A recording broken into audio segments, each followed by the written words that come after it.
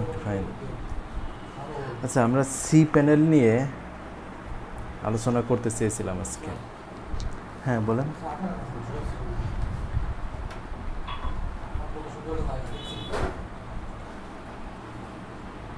C panel বলতে আমরা মূলত এই ধরনের একটা কন্ট্রোল প্যানেলকে বুঝি, তাই না? যেখানে হচ্ছে আমাদের সাইট রিলেটেড যে কাজগুলো, সেটা হতে পারে সাইটের ফাইল, সাইটের বিভিন্ন ইনফরমেশন, সাইটের ডেটাবেস, এই সব কিছু আমাদের মূলত এই সি প্যানেলের মাধ্যমে আমরা সুন্দরভাবে কন্ট্রোল করতে পারি। ইভেন সাইটে কাউকে ব্লক করে রাখবো কি না, সাইটে কোনো ওই সাইটের আন্ডারে কোনো ইমেইল অ্যাড্রেস তৈরি করা প্রয়োজন আছে কি না, সাইটের অ্যাক্সেস কাউকে এফটিপি এর মাধ্যমে দিব কি না, এই ধরনের প্রয়োজনীয় কাজগুলো আমাদের সুন্দর একটা সি প্যানেল দেওয়া থাকে, তার মধ্য দিয়ে খুব ইজিলি করে ফেলা যায়। এখন একটা সাইটের মূল কন্টেন্টগুলো কিন্তু সবই সি প্যানেলের মানে হোস্টিংয়ের মধ্যেই থাকে। সি প্যানেলের মধ্যে, সি প্যানেল বলতে ওই হোস্টিংটাকে ম্যানেজ করি যে প্যানেলটার মাধ্যমে। এখন সি প্যানেল সম্পর্কে ভালো জানা না থাকলে প্রবলেম যেটা হয় সেটা হলো নতুন ইউজাররা বা নতুন কেউ সি প্যানেলে গেলেই ভয় পেয়ে যায় অনেক সময়, যে সে তার মানে কাজ কোথায় করবে, কোথায় আছে না আছে, এইগুলো বুঝতে পারে না। তখন ক্লায়েন্টরা যখন সি প্যানেল দেয় তখন মানে একটা হযবরল অবস্থা তার কাছে অনেক সময় হয়ে দাঁড়ায়, যে আমি এখন কিভাবে কাজ করব, আমার কাজটা যদি ঠিকঠাক করতে না পারি তাহলে যদি ক্লায়েন্টের কোনো ক্ষতি হয়ে যায়। হ্যাঁ, দেখা যাচ্ছে যে একটা মানে সি প্যানেলে বা একটা হোস্টিংয়ে কিন্তু অনেকগুলো সাইটও থাকতে পারে, ইভেন 50, 60, 100টাও থাকতে পারে। এখন আপনার একটা ভুলের কারণে যদি হোস্টিংয়ের কোনো একটা কিছু ডিলিট হয়ে যায় বা অন্য সাইটে কোনো ক্ষতি হয়, তখন কিন্তু পুরো একটা মানে বিচ্ছিরি অবস্থা হতে পারে, বা সাইট ডাউন হয়ে যেতে পারে। ইভেন এমনভাবে এমন কিছু একটা করলেন যে কারণে সেই জায়গায় আর ফেরাই যাচ্ছে না, এমন কোনো দুর্ঘটনা অনেক সময় ঘটে বসতে পারে।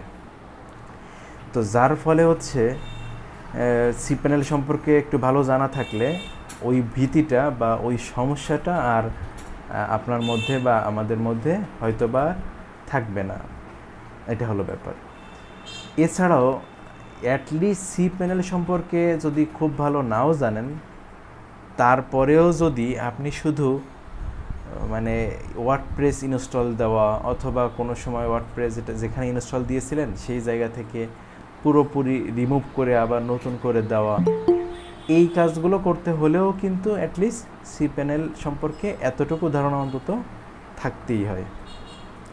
তাছাড়াও আপনার ক্লায়েন্ট ধরেন আসলো, এসে বলল যে আমার ডোমেইন হোস্টিং সবই আছে, কিন্তু আমার ডোমেইনটা হচ্ছে একটা জায়গা থেকে কেনা আর হোস্টিংটা হচ্ছে আরেক জায়গা থেকে কেনা, তো তোমাকে আমি দুইটারই অ্যাক্সেস দিয়ে দিচ্ছি, তুমি আমার ডোমেইন হোস্টিং কীভাবে কী করতে হয় আমি বুঝি না, তুমি ওইটা সব অ্যাড করে আমার সাইট লাইভ করে দাও।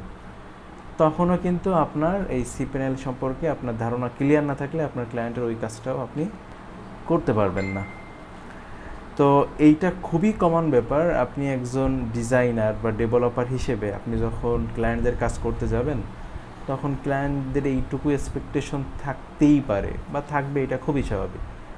আর আপনি যদি বলেন যে আমি বুঝি না বা আমি করতে পারবো না, তাহলে কিন্তু ক্লায়েন্ট আপনার উপরে মাইন্ড করার সম্ভাবনা বেশি, বা ভাবতেও পারে যে আপনি ডেভেলপার বা ডিজাইনার, আপনি তো বোঝেনই না সি প্যানেলে কীভাবে কী কাজ করে, তাহলে আপনাকে কাজ দিবে কোন ভরসায়? হ্যাঁ, এই জন্য সেই কারণে হলেও সি প্যানেল সম্পর্কে জানতে হবে, অন্তত কাজ করে ওঠার মতো বা ক্লায়েন্টের সার্ভিসটা দেওয়ার মতো যতটুকু দরকার সেটুকু হলেও কিন্তু জানতে হয় বা জানতে হবে। এবার আসি সি প্যানেল কেমন হয়, কিভাবে কাজ করে না করে, এইগুলো দেখার বিষয়ে। সাধারণত কোনো একটা হোস্টিং কেনার সময় একটা প্রাইমারি ডোমেইন দরকার হয়, মানে হোস্টিং কেনার জন্য। ধরেন ডোমেইনের নাম কথার কথা xyz.com। এখন এই ডোমেইনের আন্ডারে যখন হোস্টিং ক্রয় করা হয়, তখন সাধারণত সি প্যানেল টাইপের যে প্যানেলগুলো আছে সেইখানে অ্যাক্সেস করার জন্য কয়েকটা ফরম্যাটে তখন অ্যাক্সেস করা যায়, মানে লগ ইন অ্যাক্সেসটা পাওয়া যায়, লগ ইন করার কি প্যানেলটা সেটা কেমন একটা এরকম ধরেন সাইটের নাম /cpanel। তাহলে এইভাবে যদি যাওয়া হয় তাহলে আমরা ওই সাইটের cpanel-এ লগ ইন করার অপশন পেতে পারি, বা ওই হোস্টিংয়ে, ওই সাইটে বলতে ওই হোস্টিংয়ে আর কি। এছাড়াও ধরেন xyz.com ক্লোন 2082 বা 83 এইটার মাধ্যমেও ওই হোস্টিংয়ে cpanel-এর লগ ইনের এটা অ্যাডমিনটা পাওয়া যেতে পারে। আর একটা হলো যখন হোস্টিং ক্রয় করা হয় তখন তারা একটা ইউআরএল দিয়ে দেয়, তো ওই ইউআরএলের মাধ্যমেও হোস্টিংয়ে লগ ইন করা যায় বা যেতে পারে। ধরেন আমি একটা এক্সাম্পল দেখাই, ধরেন আমি একটা হোস্টিংয়ে আপনাদের দেখাবো বা একটা cpanel দেখাবো, সেইটা ক্রয় করার সময় এরকম একটা ইউআরএল দিয়ে দিয়েছে। তো আমি যদি এই ইউআরএলটা ভিজিট করি তখন আমি ওই হোস্টিংয়ের cpanel-এ যেতে পারবো, ঠিক আছে। এটা হচ্ছে অটো জেনারেটেড একটা ইউআরএল বা ওদের cpanel-এ প্রবেশ করার ইউআরএল। আর একটা কীভাবে, ধরেন আমি যেটা প্রাইমারি ডোমেইন হিসেবে নিয়েছিলাম সেফ সিনট্যাক্স গ্রুপ এরকম নামে, এটা ওই ডোমেইনে মেইন হিসেবে অ্যাড করা। তো আমি যদি এইটার পরে ক্লোন 2083 এরকম দিয়েও হিট করি ব্রাউজারে, তাও আমি cpanel-এর লগ ইন করার অপশন পাবো। চলেন তো আমরা দুইটাই একটু ট্রাই করে দেখি কাজ করে কিনা। তো আমরা ধরেন এই ফরম্যাটটা দিয়ে ইন্টার দিলাম, এই যে দেখেন cpanel-এর লগ ইন করার জায়গা চলে আসছে। আবার যদি সেম এই ইউআরএলটা দিই তাহলে সেই সেম জায়গায় নিয়ে যাবে আমাকে। এই ইউআরএলটা দিয়ে যদি হিট করি তাও নিয়ে যাবে। মানে অনেকে কনফিউশনে থাকেন যে লগ ইন করতে পারছি না। আপনার যদি এই ডোমেইনটা যদি ঠিকঠাক ওই হোস্টিং অ্যাড করা না থাকতো তাহলে কিন্তু এইটা দিয়ে কাজ হতো না, তখন এই ইউআরএলটা দিয়ে করতাম। তো এনিওয়ে এই অপশনগুলো ক্লায়েন্টরা যদি আপনাকে নাও দেয় তো আপনি নিজে একটু বুদ্ধি খাটিয়ে এগুলো একটু বুঝে নেবেন, বা অ্যাটলিস্ট যদি এইগুলোতে আপনি লগ ইন করতে না পারেন, ক্লায়েন্ট তো আপনাকে দিবেই লগ ইন অ্যাক্সেসগুলো। তারপরেও অনেক সময় দেখা যাচ্ছে বললো কি যে আমার cpanel-এর ইউজার নেম পাসওয়ার্ড হচ্ছে এইটা, ধরেন ইউজার নেম আমি আর পাসওয়ার্ড ধরেন তুমি, সে বলছে আমার cpanel ইউজার পাসওয়ার্ড এইটা। এখন যদি ক্লায়েন্টকে বারবার কোশ্চেন করতে থাকেন ওইটার ইউআরএল কোনটা হবে, হ্যান হবে তেন হবে, তখন ক্লায়েন্টরা অনেক সময় বোকা মনে করে অথবা মনে করে এ প্রফেশনাল না।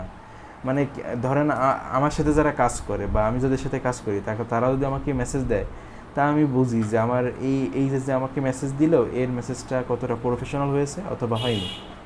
আবার যখন একজন খুব গুছিয়ে দেয় বা একজনকে একটা কাজ করতে বলেছি, মানে সে যা করতে বলেছে যাচ্ছে ওই জায়গায় করে আসে, যেন কথার কথা আমি একটা বাটনের কালার চেঞ্জ করতে বললাম, এখন সে করলো কি একটু বুদ্ধি খাটিয়ে বুঝলো যে আমি এই জায়গার বাটনের কালার চেঞ্জ করতে বলছি, তাহলে এই রিলেটেড যত জায়গায় আছে সেটাও মনে করা উচিত। মানে টোটালি ডিপেন্ড করে সিচুয়েশনের উপরে। তাহলে এটা যদি করে দেয় তাহলে আমি তাকে আরও বেশি প্রফেশনাল মনে করবো। আবার দেখা যাচ্ছে একজন ঠিকই সব জায়গায় করে দিয়েছে কালার চেঞ্জ, কিন্তু আবার পরবর্তীতে কালার চেঞ্জ করতে গেলে সব বাটনে আবার যাওয়া লাগতেছে, তাহলে তাকে আমি বেশি প্রফেশনাল মনে করবো না। কিন্তু যদি সে এরকম একটা সিস্টেমে করে দিতে পারে যে এক জায়গা থেকে চেঞ্জ করছি সব জায়গায় চেঞ্জ হয়ে যাচ্ছে, তাহলে তাকে আমি আরও বেশি প্রফেশনাল মনে করবো। তা ঠিক এরকম আপনার ক্লায়েন্টদের সাথে আপনি যখন কমিউনিকেশনগুলো চালাবেন বা এই ধরনের কাজের ভিতরে আপনি যাবেন, তখন দেখবেন যে আপনার ক্লায়েন্টরা আপনাকে খুব মানে প্রফেশনাল মনে করছে। এই যে দেখেন গত ক্লাসটাও আপনাদের নিয়েছিলাম এইসবের উপরে যে আপনি মেসেজটা আপনার কীভাবে দেওয়া উচিত।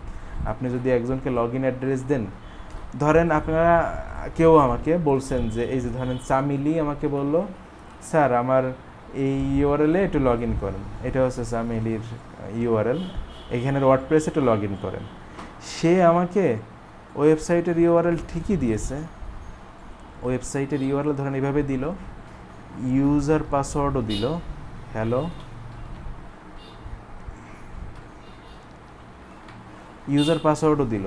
এখন সে তার WP অ্যাডমিনে লগ ইন করতে বলছে, এইটাকেও আমি মানে হাইলি প্রফেশনালের কাতারে ফেলবো না।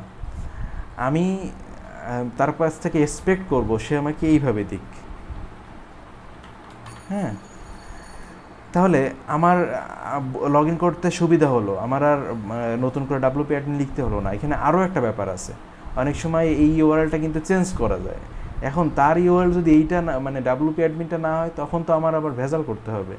তো যদি তার অন্য কোনো ইউআরএলে সে করে রাখে যে WP অ্যাডমিনের লগ ইনের ইয়েটা করে রাখে, তখন যদি সে সেটা দিয়ে দেয়, তাহলে আমি পুরো ক্লিয়ার হয়ে গেলাম, আমার কোনো ঝামেলা নেই।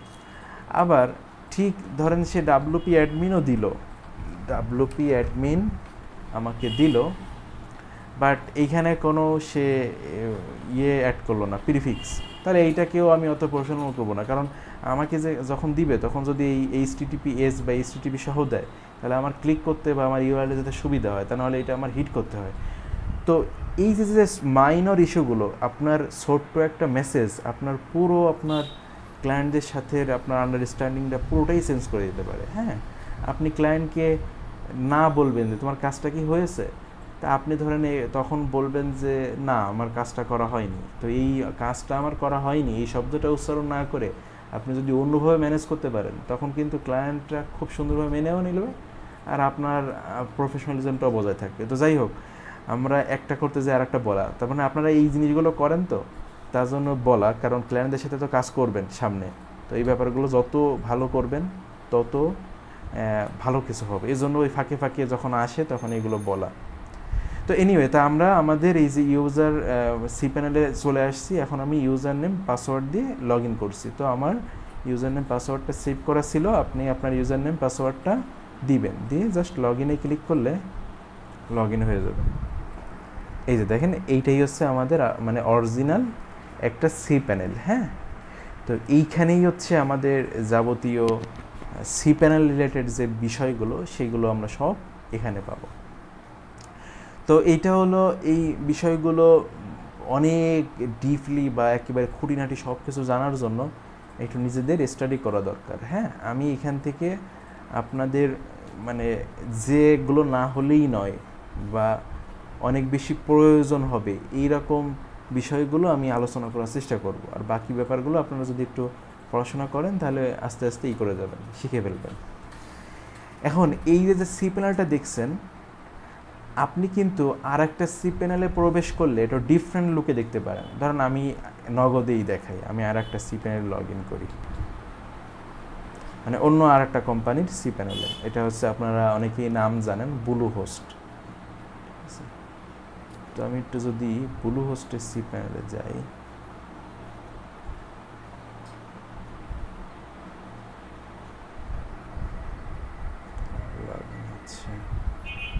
যে দেখেন এটা হচ্ছে ব্লুহোস্টের cPanel। তো আপনারা কিন্তু এইটা এই যে cPanel-টা দেখছেন, এইটার ইন্টারফেসটা আর এটার ইন্টারফেসটায় বেশ কিছু পার্থক্য দেখতে পাচ্ছেন। ঠিক আছে, ব্লুহোস্টে ইভেন মানে অপশনও এটার তুলনায় অনেক কম দেখতে পাচ্ছেন। হ্যাঁ, তো দুইটা cPanel দেখছেন, দেখতে দুইটা লুকে দেখা যাচ্ছে। এখন এইটা নিয়ে খুব বেশি টেনশন বা টেনশিত হওয়ার কিছু নাই, ঠিক আছে, বা অনেক অনেক বেশি মাথায় পেইন নেওয়ার কিছু নাই। মূল ব্যাপারগুলো কিন্তু আমি দুইটা হোস্টিংয়ে আপনাদের একই জিনিস একটু মানে করে করে দেখাবো যে দুই জায়গার মধ্যে মৌলিক পার্থক্যগুলো আসলে কেমন। তো এইটাতে দেখেন আমাদের ইমেইল, ফাইলস, ডেটাবেস এগুলো এভাবে আছে, আর এটাতে আবার ফাইলস, ডেটাবেস, ইমেইল এভাবে আছে। তার মানে একই জিনিসই কিন্তু আছে, ঘুরিয়ে ফিরিয়ে আছে। তো এইটাই আবার দেখা যাচ্ছে অপশন একটু কম আছে, এইটাই আবার দেখা যাচ্ছে অপশন একটু বেশি আছে, কিন্তু প্রয়োজনীয় সব কিছু দুইটাই ক্ষেত্রেই আছে। এখন আবার সাইড গ্রাউন্ডের যদি cPanel-এ যাওয়া হয়, তাহলে সাইড গ্রাউন্ডের আবার ডিফারেন্ট, মানে দেখতে একই রকম না। তা এটা আপনাদের এই জন্য বলে রাখলাম যে কোনো ক্লায়েন্টের cPanel-এ গিয়ে আপনারা যেন তাকে আবার বলে বসেন, হ্যাঁ তোমার cPanel কেমন, এটা কাজ করা যায় নাকি, এরকম একটা বানায় দাও, ঠিক আছে, সেটা আবার যেন বলেন না। আবার প্লেস সার্ভার আছে, প্লেস আপনারা নাম শুনেছেন কিনা আমি জানি না। এই সার্ভারের cPanel আবার সব মানে টোটালি ডিফারেন্ট। হ্যাঁ, মানে এইগুলোর মতোই না, একেবারে টোটালি আলাদা। তাহলে মূল ব্যাপার হলো cPanel যেটাতেই যান কনফিডেন্ট রেখে, বা একটু যদি খুব বেশি সমস্যা হয়, অপশনগুলো খুঁজে পাচ্ছেন না বা কীভাবে করবেন, একটু কষ্ট করে গুগলে সার্চ দিবেন, অথবা যেটা আপনি জানেন সেটা একটু মাথা খাটিয়ে একটু ট্রাই করবেন। আবার অনেক সময় দেখা যায় আপনি cPanel ঠিকই লগ ইন করেছেন, কিন্তু মানে ল্যাঙ্গুয়েজ আলাদা। ধরেন ল্যাঙ্গুয়েজটা যে চেঞ্জ করবেন সেই অপশনটাও তো আপনার খুঁজে পেতে হবে, তারপরে না হয় চেঞ্জ করবেন। সেরকম দেখা যাচ্ছে যে ফ্রান্সের একজন ক্লায়েন্টের কাজ করেছেন, তাহলে ফ্রান্সের ক্লায়েন্টের সাইটে যদি লগ ইন করা হয় বা cPanel, তখন দেখা যাচ্ছে দিকতে একটু অন্যরকম।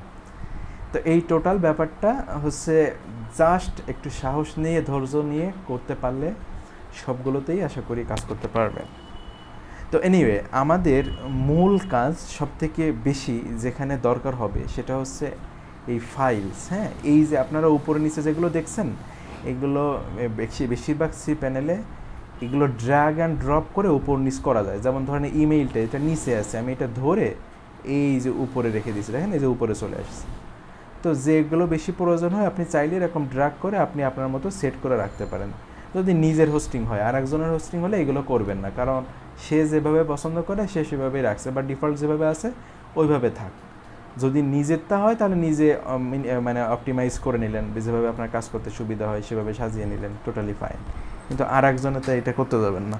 তো ধরেন আমাদের এই ফাইল ম্যানেজার, আমাদের এইখানেই আমাদের সাইটের যত ফাইলপত্র, সে যতগুলো সাইট হোক, ধরেন একটা হোস্টিংয়ে যদি 50টা সাইট হয় তাহলে 50টা সাইটেরই ফাইলপত্রগুলো, অনেক ফাইল, হাজার হাজার ফাইল, মানে একটা ওয়ার্ডপ্রেস চলা বা একটা সাইট চলা, এরকম হাজার হাজার ফাইল, মানে যত যা আছে সব এই ফাইল ম্যানেজারের মধ্যে মূলত আপনার ফাইলপত্রগুলো থাকে এই ফাইল ম্যানেজার অংশে। তাহলে আমাদের এই ফাইল ম্যানেজারটা আমাদের কাজে লাগবে যদি আমাদের কখনো ফাইল ডিলিট করা, ফাইল অ্যাড করা, বা ফাইল জিপ করা, আনজিপ করা, মানে এক্সপোর্ট ইম্পোর্ট করা, এই কাজগুলো যদি আমাদের প্রয়োজন হয়, সেক্ষেত্রে আমাদের এই ফাইল ম্যানেজারের মধ্যে আমাদের কাজ করতে হবে। সাইটের ইনফরমেশন, মানে ওই হোস্টিংয়ের আর কি, সাইটের ঠিক না, সরি, হোস্টিংয়ের বা সার্ভার রিলেটেড কী কাজগুলো আপনি এখানে করতে পারবেন, কী পরিমাণ করতে পারবেন, কী পরিমাণ এই অবস্থায় আছে, এই ডিটেইলস একটা মানে জেনারেল ইনফরমেশন, সেটা হচ্ছে আপনারা ডান পাশে পাবেন।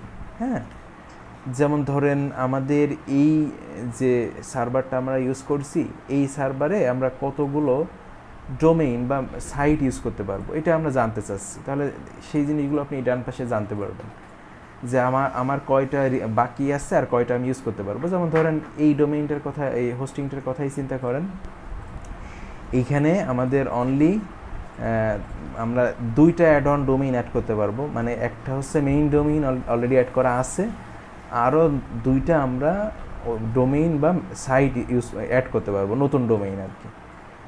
তো 2টা কীভাবে বুঝলাম, এখানে দেখেন লেখা আছে যে মানে 0/2, তার মানে হচ্ছে 2টা ইউজ করতে পারবেন, একটাও এখনও ইউজ করা হয়নি। তো একইভাবে যদি আমরা জানতে চাই যে আমরা এই হোস্টিংয়ে কতগুলো সাবডোমেইন ইউজ করতে পারবো, তো দেখেন ধরেন এখানে এই যে দেখেন দেওয়া আছে 30টা আমরা সাবডোমেইন ইউজ করতে পারবো, তার মধ্যে 21টা ব্যবহার করা হয়ে গিয়েছে, তার মানে 70% ইউজ করা হয়ে গেছে, আর 30% বা 9টা সাবডোমেইন আর অ্যাড করা যাবে। ঠিক একইভাবে এই জায়গাটা হচ্ছে একটা ইম্পর্টেন্ট একটা জায়গা, যে অনেকেই আনলিমিটেড ডোমেইন এই হোস্টিং দেখে কেনে, যে আনলিমিটেড ইউজ করতে পারবে। তো পৃথিবীতে কোনো কিছু আসলে আনলিমিটেড ওইভাবে মনে হয় না, ঠিক আছে? কারণ হচ্ছে আনলিমিটেডেরও লিমিটেড আছে, সেই লিমিটেড জায়গাটা হচ্ছে এইটা। সেটা হলো একটা হোস্টিংয়ে আনলিমিটেড বলা থাকলেও ওইখানে কতগুলো ফাইল ইউজ করা যাবে তার একটা দেওয়া থাকে, লিমিটেশন দেওয়া থাকে বা লিমিট করা থাকে। তো এই হোস্টিংয়ে 3 লক্ষ ফাইল ইউজ করা যাবে। হ্যাঁ, মানে এই হোস্টিংয়ে আপনি এরকম নতুন নতুন 3 লক্ষ ফাইল অ্যাড করতে পারবেন, তার মধ্যে 70,000 প্লাস অ্যাড করা হয়ে গেছে, তার মানে প্রায় 23% অ্যাড করা হয়ে গেছে। তো আপনি যদি কখনো এরকম হোস্টিং কেনেন আনলিমিটেড, আর আপনি যদি ইউজ করতেই থাকেন শেষ হবে না, এটা ভুল। আপনার এই ফাইলের এই যদি ক্রস করে ফেলে, তখন হ্যাঁ আপনার ডিস্ক জায়গা থাকবে ভরা, ধরেন আপনার ডিস্ক আপনাকে বলে দিল 5000 GB আপনার জন্য, বা আনলিমিটেড জায়গা আপনার জন্য, কিন্তু আপনি ইউজ করতে পারবেন না, কারণ আপনি এইখানে এসে আটকে যাবেন। আপনার ফাইল সংখ্যা যদি 3 লাখ হয়ে যায়, তখন আপনাকে আর এখানে নতুন ফাইল অ্যাড করতে দিবে না, ঠিক আছে? তাহলে লিমিটেশনটা হচ্ছে এই জায়গাটায়। তাহলে এই যে ইনফরমেশনগুলো সেইগুলো হচ্ছে আমরা এইখান থেকে দেখে নিতে পারবো। যে অনেক সময় এরকম হতে পারে যে আপনি নতুন সাইট অ্যাডই করতে পারছেন না, অথবা আপনি ফাইল আপলোড করতে যাচ্ছেন আপনাকে আটকে দিচ্ছে, আপনি ফাইল আপলোড করতে পারছেন না। তাহলে কেন পারছেন না সেটা কিন্তু এই আপনার এটাকে কি বলে আমলনামা, মানে হোস্টিংয়ের আমলনামা দেখলে বুঝতে পারবেন। এই হলো ব্যাপার। আচ্ছা, তাহলে বুঝতে পারলাম আমাদের এই সাইট রিলেটেড যে গুরুত্বপূর্ণ ইনফরমেশনগুলো আমরা সেগুলো এইখান থেকে দেখে নিতে পারি।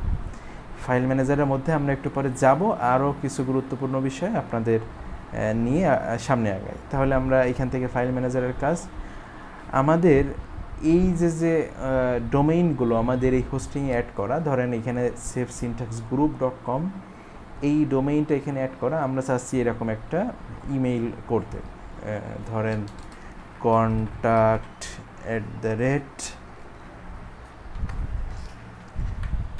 এই SafeSyntax এরকম একটা ইমেইল অ্যাড্রেস ক্রিয়েট করতে।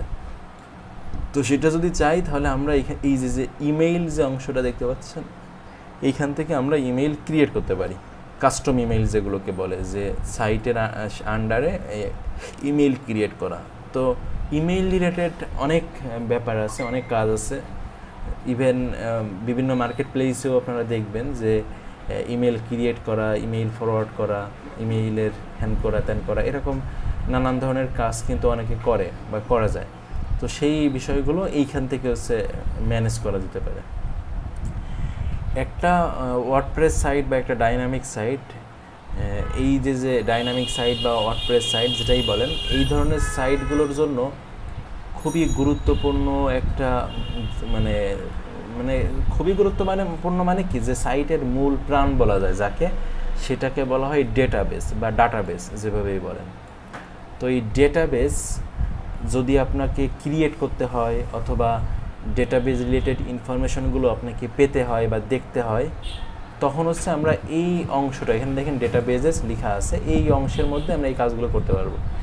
যেমন ডিফারেন্ট যখন আপনার সাইট অ্যাড করবেন তখন ডিফারেন্ট ডাটাবেজে আপনার সাইট অ্যাড হবে।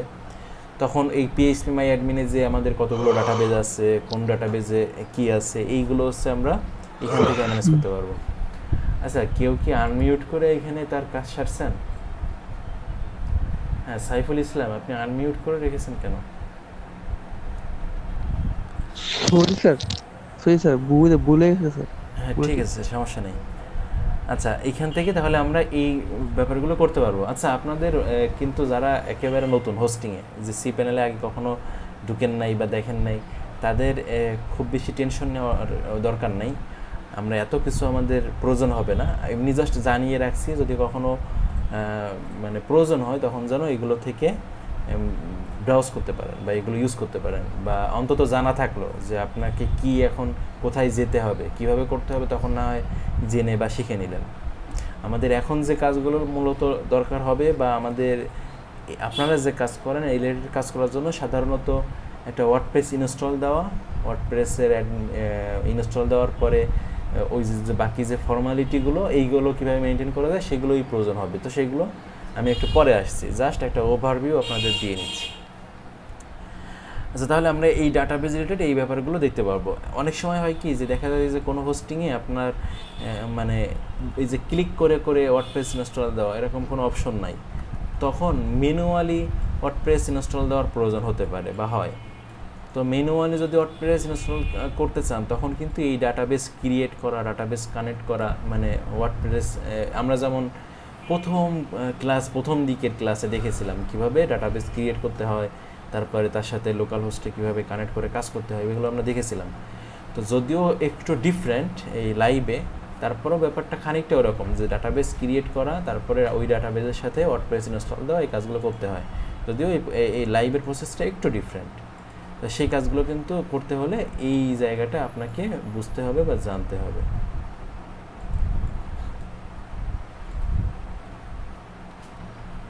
আচ্ছা, তারপরে আমরা যদি যাই, এরপরে আমাদের যেটার জন্য আমরা এই লাইভ সি প্যানেলে আসছি সেটা হলো ওয়ার্ডপ্রেস ইনস্টল দেওয়া, রাইট? তো ওয়ার্ডপ্রেস ইনস্টল দেওয়ার ক্ষেত্রে কমন একটা মানে এরকম একটা সফটওয়্যার নামে এরকম একটা অপশন পাবেন আপনারা। ম্যাক্সিমাম সি প্যানেলেই, এখন বেশিরভাগ সি প্যানেলেই থাকে। এইটা হচ্ছে আমাদের নেম সিপের সি প্যানেল, হ্যাঁ, আর এইটা হচ্ছে ব্লু হোস্টের সি প্যানেল। যেটা তো দেখেন সেম জিনিস ব্লু হোস্টেও আছে, এই যে এইটা। তো এইখান থেকে আমরা ব্রাউজ করে আমরা সহজে ওয়ার্ডপ্রেস ইনস্টল দিতে পারি। এটা মূলত ইনস্টলার হচ্ছে এটা হচ্ছে ম্যানেজ করার জন্য। তো এইখানে এটা ব্রাউজ করার মাধ্যমে আমরা ওয়ার্ডপ্রেস ইনস্টল দিয়ে করতে পারবো। সেম জিনিসটা দেখেন এইখানেও আছে, এই যে এইটা। তো আমরা একটু পরে দেখবো এটা দিয়ে কীভাবে ইনস্টল দেওয়া যায়। আচ্ছা, তো এই হলো ব্যাপার। এছাড়াও আরও মানে বেশ কিছু, মানে আপনার হোস্টিং এর উপর ডিপেন্ড করে আপনার এখানে অপশন বেশি কম থাকতে পারে। যেমন ধরেন আমি যদি আরও একটা হোস্টিংয়ে লগ ইন করি, দেখি তো আর একটা হোস্টিংয়ে লগ ইন করা যায় কিনা, আর একটা কোম্পানির হোস্টিং।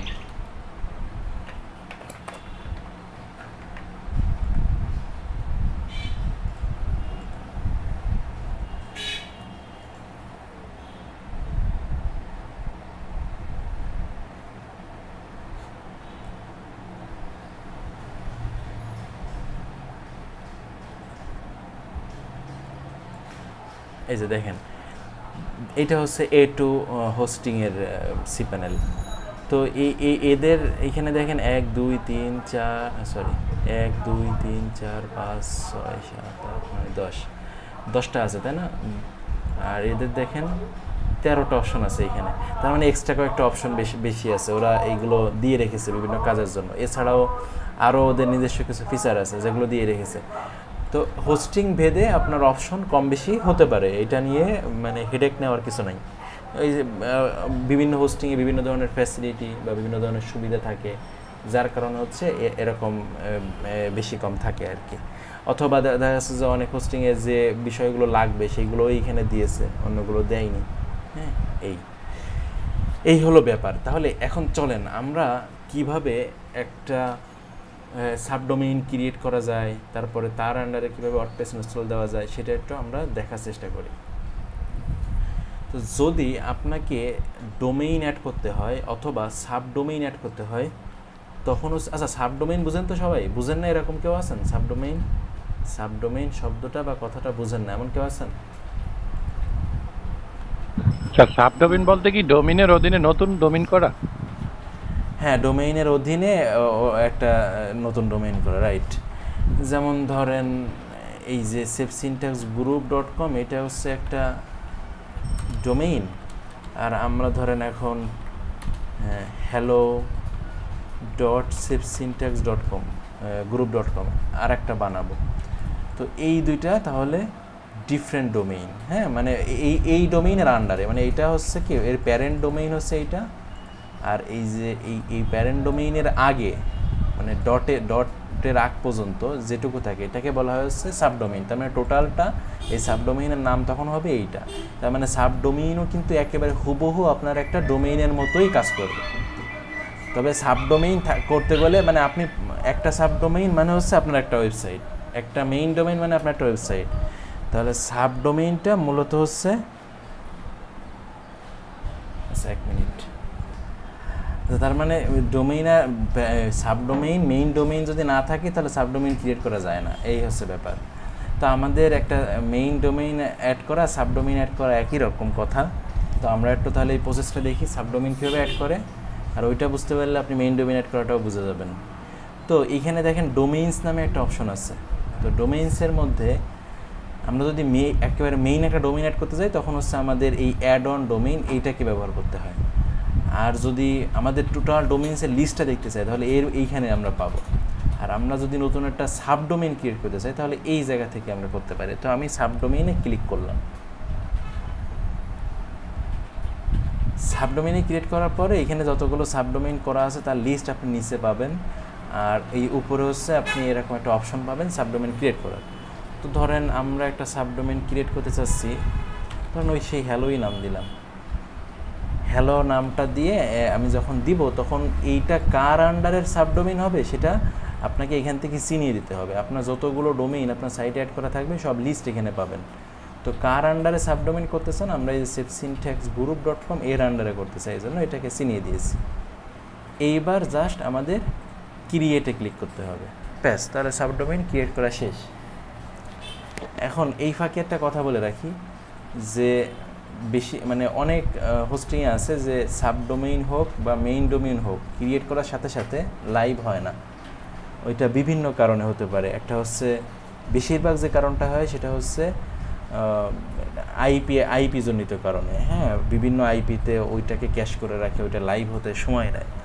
আবার অনেক সময় দেখা যায় যে নেম সার্ভার তাদের ঠিকঠাক কানেক্ট করতে বা নেম সার্ভারের মাধ্যমে ওই জিনিসটা কানেক্ট করতে অনেক সময় নেয়।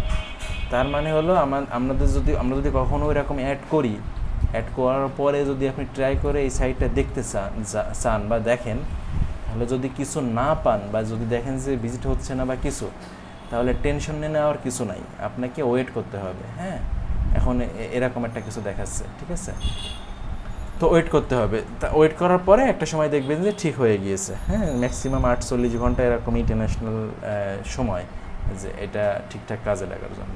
তো আমাদের এই সাবডোমেইনটা ক্রিয়েট করা হয়ে গিয়েছে। এখন সাবডোমেইন বা মেইন ডোমেইন যেটাই হোক, শুরুতেই বলেছিলাম আমাদের এই ওয়েবসাইটের যত ফাইলপত্র বা যত যা এগুলো কোথায় থাকে আপনারা মানে একজন বলেন? ফাইল ম্যানেজারের মধ্যে। তাহলে এই যে আমরা সাবডোমেইনটা ক্রিয়েট করলাম, তাহলে এর মধ্যেও যদি কোনো ফাইলপত্র আমাদের রাখতে হয় তাহলে সেটাও পাবো কোথায়? ফাইল ম্যানেজারে। তার মানে হলো আপনি যখন সাবডোমেইন ক্রিয়েট করবেন বা ডোমেইন ক্রিয়েট করবেন, তখন ওইগুলো আপনার ফাইল ম্যানেজারেই আলটিমেটলি আপনি ওই ডোমেইনের যে জায়গাটা সেটা পেয়ে যাবেন। তো আমরা চলেন এবার একটু ফাইল ম্যানেজারে যাই। আমি ফাইল ম্যানেজারে ক্লিক করলাম।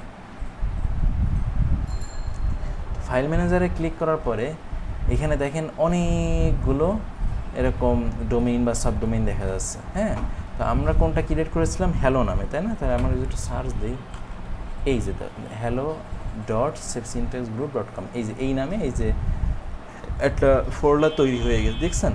তো তার মানে আপনি যত ডোমেইন বা সাবডোমেইন বানাবেন তখন এরকম আপনি আলাদা আলাদা করে এরকম তার জন্য ফোল্ডার পাবেন। এখন আপনাদের একটা পার্থক্য দেখাই, যদিও এভাবে সব কিছু ওপেন করে দেখানো ঠিক না, তারপরও দেখি দেখানো যায় কিনা।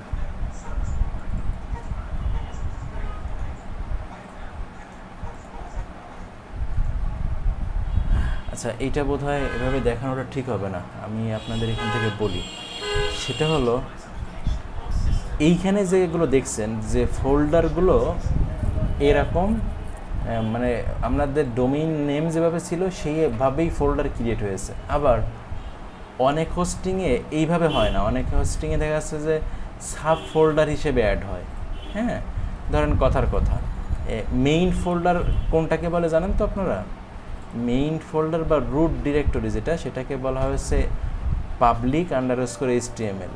হ্যাঁ, তো আমাদের এই যে মেইন যে জায়গাটায় আছে এটা হচ্ছে আমাদের মানে মেইন ডিরেক্টরি। হ্যাঁ, এই যে আমাদের public_html এটা হচ্ছে আমাদের মেইন ডিরেক্টরি। আর সাব ডিরেক্টরি যেগুলো, সেগুলো হচ্ছে সাব ডিরেক্টরি ঠিক না, মানে অন্যান্য যে ডিরেক্টরিগুলো আছে, যে ধরেন অন্য ডোমেইন বা অন্য সাবডোমেইন এরকম যতগুলো আছে এখানে ওরকম নামে এরকম ফোল্ডার তৈরি হয়ে আছে। এখন লক্ষণীয় ব্যাপার হচ্ছে যে কিছু ডোমেইনে ঠিক ওরকম ডোমেইনের নামে তৈরি হয় বা তৈরি করা যায়, আর কিছু ডোমেইনে ফোল্ডার আকারে তৈরি হয়। ধরেন আপনার প্যারেন্টের মধ্যে আপনি ABC নামে একটা ডোমেইন অ্যাড করেছেন, তাহলে ABC দিয়ে একটা ফোল্ডার তৈরি হয়, মানে ওরকম ডট দিয়ে না। আবার ধরেন একটা সাবডোমেইন বানিয়েছেন, ওই নামে একটা ফোল্ডার তৈরি হয় ডট দিয়ে না। তো যেভাবেই হোক ব্যাপারটা কিন্তু একই রকম, মানে এর মধ্যে আপনার কাজে কোনো পার্থক্য হবে না যে আপনার ফোল্ডার আকারে তৈরি হয়েছে আর একটা হচ্ছে নাম দিয়ে আলাদা ফোল্ডার তৈরি হয়েছে। যেটাই হোক আপনাকে আগে ফাইন্ড আউট করতে হবে ফোল্ডারটা, তারপর ওর মধ্যে যে কাজ করতে হবে। তাহলে আমরা মাত্র যে ফোল্ডারটা বা যে সাবডোমেইনটা বানালাম সেটা হচ্ছে এই যে hello.sepsyntaxgroup.com এইটা। তাহলে আমাদের যে ফাইলপত্রগুলো রাখা বা ডিলিট করা যা করা সেগুলো এইখানে করতে হবে। তো সাবডোমেইন বানালে এরকম ডিফল্টভাবে এই দুই একটা এরকম ফোল্ডার ফাইল তৈরি হয়। এগুলো যদি আমাদের ডিলিট করতে হয়, অ্যাড করতে হয়, তাহলে এই সবগুলো আমরা এই প্যানেলের থেকে করতে পারবো। যেমন ধরেন কথার কথা আমি এই দুইটা ফোল্ডার ডিলিট করে দিতে চাচ্ছি, তাহলে এইটা সিলেক্ট আমরা এখান থেকে অল সিলেক্ট করতে পারি ক্লিক করে, ধরেন এটা যদি ডিসিলেক্ট করা থাকে, আমি যে অল ক্লিক করলাম অথবা ড্র্যাগ করে আমরা যেভাবে কম্পিউটার দিয়ে করি কন্ট্রোল চেপে আমরা সিলেক্ট করতে পারি। তারপরে এখানে দেখেন ডিলিট নামে অপশন আছে। এছাড়াও আরও যা আপনি চান, ডিলিট করা, তারপরে ব্যাকে যাওয়া, ফাইল আপলোড করা। ধরেন একটা ফাইল আপলোড করব, তাহলে এইখানে ক্লিক করলে আপনি আপলোড করার অপশন পাবেন। আপনি ডিলিট করবেন, তাহলে সিলেক্ট করে এইখানে ক্লিক করলে আপনি সেগুলো ডিলিট করে দিতে পারবেন। ডিলিট হয়ে গেছে। এখন আমরা ভিজিট করলে কি দেখতে পাবো, এই যে এখন আমাদের এখানে নিয়ে আসছে, এই যে হোস্টিংয়ে এটা ক্যাশ করে রেখে দিয়েছে জন্য এখানে নিয়ে আসছে, কিন্তু আপাতত কিন্তু আমাদের এখানে কিছু নেই। আচ্ছা, তাহলে আমাদের সাবডোমেইন তৈরি করা, কোন জায়গায় ফোল্ডার পাওয়া যাবে, ধরেন এই যে ক্লায়েন্টে যদি এরকম একটা ইয়ে হয়, হোস্টিং হয়, তখন আপনি এর মধ্যে ঢুকে আপনাদের কাছে মাথা খারাপ হয়ে যেতে পারে, আল্লাহ কোনটার মধ্যে যাব, কোনটা ডিলিট করবো, আবার কি হবে না। হ্যাঁ, এই ধরেন আর একজনের ফোল্ডারটা আপনি ডিলিট করে দিলেন, অথবা আপনি বুঝলেন না, দেখা যাচ্ছে যে সব জায়গায় দেখতেছেন একই রকম। এখন ধরেন কথার কথা, অনেক গলি আছে না, যে গলিতে যাও অনেকে আছে ঘুরতে ঘুরতে আবার সেই জায়গায় পৌঁছে যায়, মানে বাড়ি আর পৌঁছাতে পারে না, ঘুরে ফিরে এসে তার জায়গায় চলে আসে আগের জায়গায়। তো দেখা যাচ্ছে যে আপনিও এরকম মনে করলেন যে সব তো একই রকম, তাহলে যেটাই যাচ্ছি তাহলে কাজ করলে একই হবে, তাহলে কিন্তু সর্বনাশের মাথায় বাড়ি। বুঝতে পারছেন? সো খুব সাবধান থাকতে হবে এইসব জায়গায় কাজ করতে হলে। আচ্ছা, এইবার আমরা চলেন একটা ওই যে সাবডোমেইনটা বানিয়েছি, আমি জানি না এখন আপনাদের ওইখানে লাইভ দেখাতে পারবো কিনা, কারণ অনেক সময় ওই যে বলেছি নেম সার্ভার জনিত কারণে লেট হতে পারে, তো যদি হয় আবার আইপির কারণেও অনেক সময় হয়। তো আমি একটু চেষ্টা করি, দেখি ওইখানে একটা ওয়ার্ডপ্রেস ইনস্টল করে আপনাদের দেখানো যায় কিনা। তাহলে আমরা যদি এখন আমাদের ফোল্ডারে যাই, দেখেন একেবারে ব্ল্যাঙ্ক আছে, কিচ্ছু নাই। আবার একটু যাই, এই যে পুরোই ফাঁকা, কিচ্ছু নাই। তো এইবার আমরা একটা ওয়ার্ডপ্রেস ইনস্টল দিব। তো ওয়ার্ডপ্রেস ইনস্টল দেওয়ার জন্য ওই যে যা বলেছিলাম, সফটওয়্যারের মধ্যে এই যে সফটওয়্যার ক্লাসের মধ্যে যাবেন, সফটওয়্যার ক্লাস অ্যাপস ইনস্টলার, এখানে ক্লিক করবেন। ক্লিক করে এইখানে দেখেন ওয়ার্ডপ্রেস ইনস্টল দেওয়ার জন্য এখানে দেখেন অপশন আছে ইনস্টলে ক্লিক করবেন, যেভাবে সফটওয়্যার ইনস্টল দেন কম্পিউটারে, একেবারে সেম টাইপের। এখানে আবার এরর দিচ্ছে। আচ্ছা, তো আমরা ওইখানে ক্লিক করার পরে আমরা এখানে চলে আসছি। তো এইবার আপনাকে এখান থেকে চিনিয়ে দিতে হবে, আপনার যদি আপনার এই ডোমেইন বা সাবডোমেইনে এসএসএল অ্যাড করা থাকে তাহলে HTTPSটা দিতে পারেন, আর যদি এসএসএল অ্যাড করা না থাকে তাহলে শুধু HTTPSটা চিনাই দেবেন।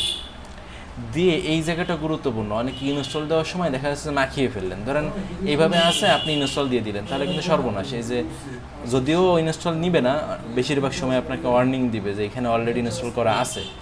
আবার দেখা যাচ্ছে যদি নিয়ে নেয় তখন আবার ভেজাল হয়ে যাবে, দেখা যাচ্ছে আর একজনের মানে আর একটা ডোমেইনে আপনি ইনস্টল দিয়ে ফেললেন। এই জন্য এই জায়গায় খুব সচেতন থাকতে হবে, সতর্কতার সাথে কাজ করতে হবে। তো আমাদের এইখান থেকে কাজ হচ্ছে আমার যে ডোমেইনে আমরা ইনস্টল দিতে চাই। আচ্ছা, আমি ডোমেইন শব্দটা ইউজ করছি, আপনারা আবার যেন বলেন না যে সাব ডোমেইনকে আমি আবার ডোমেইন বলছি, মানে আমি ওই কথাটাই, মানে এখানে আমরা যে সাব ডোমেইনটা বানিয়েছি সেটাকেই আমি ডোমেইন বলে সম্বোধন করছি, যাতে আপনাদের বুঝতে সুবিধা হয়। তো আমাদের এই সাবডোমেইন বা এই ডোমেইনটা আমরা চিনিয়ে দিলাম, মানে যেখানে আমরা ইনস্টল করতে চাচ্ছি। চিনিয়ে দেওয়ার পরে অনেক হোস্টিংয়ে দেখবেন ওর পরে এরকম আবার কিছু একটা দেওয়া থাকে এরকম করে, তার মানে এইটার অর্থ হচ্ছে আপনার এই ডোমেইনে সরাসরি ইনস্টল হবে না, ওই ডোমেইনের মধ্যে এরকম /wp নামে একটা ফোল্ডার ক্রিয়েট হবে, সেই ফোল্ডারের মধ্যে ইনস্টল হবে। তাহলে ভিজিট করার সময়ও ঠিক আপনাকে ওইভাবেই ভিজিট করতে হবে, যে আপনার সাইটের নাম / ওই আপনার ফোল্ডারটা। তো এই জন্য এইটাও সতর্ক থাকবেন। অনেক সময় দেখা যায় যে এইখানে আপনার একটা ফোল্ডার নেম আগের থেকে দেওয়া আছে, আপনি খেয়াল করলেন না, ইনস্টল দিয়ে দিলেন, তাহলে আপনার সরাসরি এই ডোমেইনে তখন আর পাবেন না, তখন এই ফোল্ডারের আন্ডারে পাবেন। তো আমরা তাহলে এখানে এরকম ব্ল্যাঙ্কে রাখবো। তারপরে এখানে ওয়ার্ডপ্রেসের কোন ভার্সনটা ইনস্টল দিতে চান, এখানে বেশ কয়েকটা ভার্সন ওয়ার্ডপ্রেসের দেওয়া আছে, প্রিভিয়াস, লেটেস্ট সব মিলায়। তো আমরা একেবারে লেটেস্ট যেটা, এইটাকে সিলেক্ট করে দিলাম। দিয়ে এইবার আমরা যে কোনো একটা আমাদের ওয়ার্ডপ্রেস সাইটে আমরা যেমন ওই ওয়েবসাইটের নাম, ট্যাগ নেম এইগুলো দেখি, তাই না? এই যে আমরা যেটাতে প্র্যাকটিস করতেছিলাম, এখানে দেখেন এই যে ট্যাগ নেম, নাম এগুলো আছে। তো আমাদের একইভাবে যদি আমরা এখান থেকে ট্যাগ নেম, নাম এগুলো দিতে চাই দিয়ে দিতে পারি। এই জিনিসগুলো সবই আমরা ওয়ার্ডপ্রেসের মধ্য থেকেই চেঞ্জ করতে পারবো, হ্যাঁ, বা ওয়ার্ডপ্রেসেই করে ফেলতে পারবো। তারপরেও জাস্ট আপনাদের বলে রাখায় যে এই ইনফরমেশনগুলো এখানে আছে। তো ধরেন আমরা এখানে লিখে দিলাম আওয়ার টেস্ট সাইট, ঠিক আছে। আমরা এখানে ধরেন দিলাম উই আর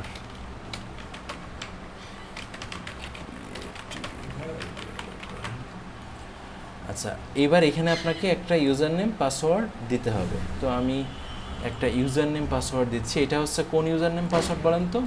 ওই যে আপনার ওয়ার্ডপ্রেসে লগ ইন করার জন্য যে ইউজার নেম পাসওয়ার্ড দরকার হয়, অর্থাৎ ওয়ার্ডপ্রেসের অ্যাডমিন প্যানেলে যাওয়ার যে ইউজার পাসওয়ার্ড সেটা আপনাকে এখানে দিতে হবে। তো আমি একটা ইউজার নেম দিই, ধরেন দিলাম সেভ গ্রুপ, এরকম একটা দিলাম ইউজার নেম। আর পাসওয়ার্ড ধরেন হাইড করে দিই, হাইড করে আমি ধরেন কিছু একটা পাসওয়ার্ড এখানে দিচ্ছি।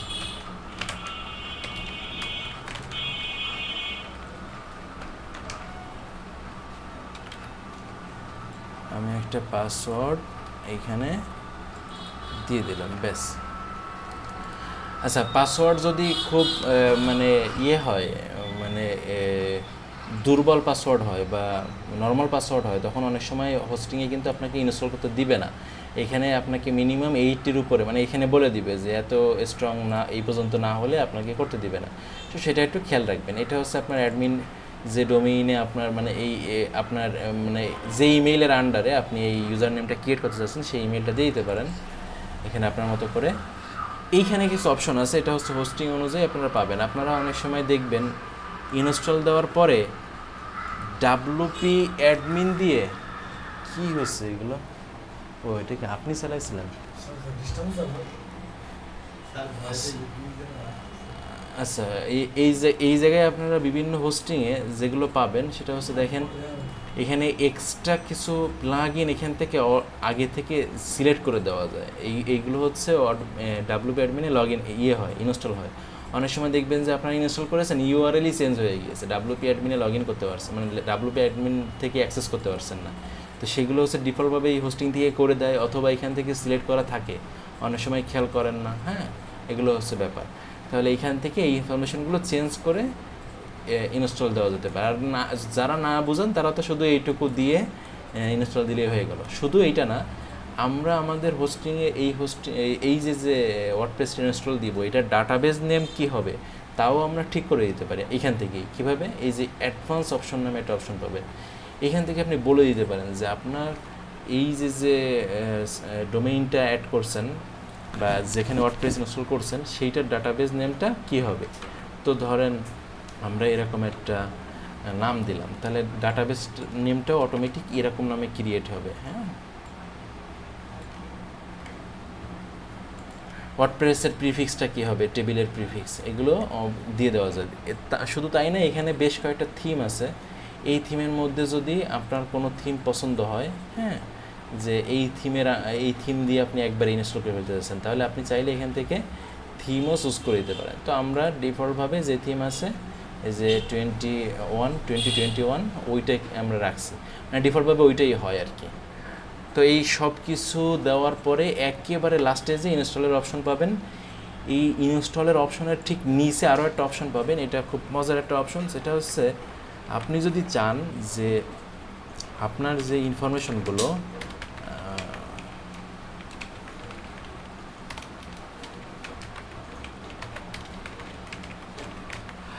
যে আপনি ওয়ার্ডপ্রেস ইনস্টল দিচ্ছেন, এর ইউজার পাসওয়ার্ড বা এই ডিটেলস ইনফরমেশনগুলো আপনি কোনো আরেকজনকে পাঠিয়ে দিতেছেন, ধরুন আরেকজনের কে এই অ্যাক্সেসটা দিতে চাচ্ছেন, তাহলে এখান থেকে যদি মেইলটা এখানে দিয়ে দেন, তাহলে ইনস্টল দেওয়ার পরে এই ইনফরমেশনগুলো তার কাছে চলে যাবে। এটা অনেকেই জানে না, খুব দারুণ কাজের একটা জিনিস। তো ধরুন আমরা এইটা দিয়ে দিয়েছি, তাহলে এই মেইলে এই ইনফরমেশনগুলো কিন্তু চলে যাবে। তো এবার জাস্ট সব কিছু আর একবার অবশ্যই আর কিছু হোক আর না হোক এই জায়গাটা ঠিক করে চিনিয়ে রাখবেন, হ্যাঁ, উল্টাপাল্টা না হয়, যে আপনি সঠিক ডোমেইনের আন্ডারে দিচ্ছেন কিনা। দেওয়ার পরে এবার যদি ইনস্টলে ক্লিক করা হয়, জাস্ট কয়েকটা মুহূর্ত সময় নেবে, 1 মিনিটও না, জাস্ট কিছু মুহূর্তের মধ্যেই ইনস্টল কমপ্লিট হয়ে যাবে। এই যে দেখেন হয়ে গেছে। আচ্ছা, তো এই যে আমাদের ইনস্টল হওয়ার পরে এখানে জাস্ট ইউআরএলগুলোও দিয়ে দেয় যে আমার ওয়ার্ডপ্রেসের মানে লগ ইনের ইউআরএলটা কী হবে আর সাইটের ইউআরএলটা দেখেন দিয়ে দিয়েছে। এবার যদি আমরা ভিজিট করি, এখানে ধরেন ভিজিট করলাম, তাহলে এই যে এখনও দেখেন যে আসেনি, ওই যে বলছিলাম যে এরকম আইপি জনিত কিছু সমস্যার কারণে লাইভ হতে সময় নেয় অনেক সময়, আবার এখন দেখেন দিয়েছে হয়ে গিয়েছে। তো জাস্ট তাহলে ফাইনালি আমরা দেখতেও পেলাম। হ্যাঁ, তাহলে আমাদের এই হচ্ছে ওয়ার্ডপ্রেস ইনস্টল দেওয়া। তাহলে আমাদের কমপ্লিটলি আমাদের এই ডোমেইনের আন্ডারে ওয়ার্ডপ্রেস ইনস্টল হয়ে গেছে। আচ্ছা, এই ইনস্টলেশনের এই প্রসেসটা বুঝেন নাই এমন কেউ আছেন এবার?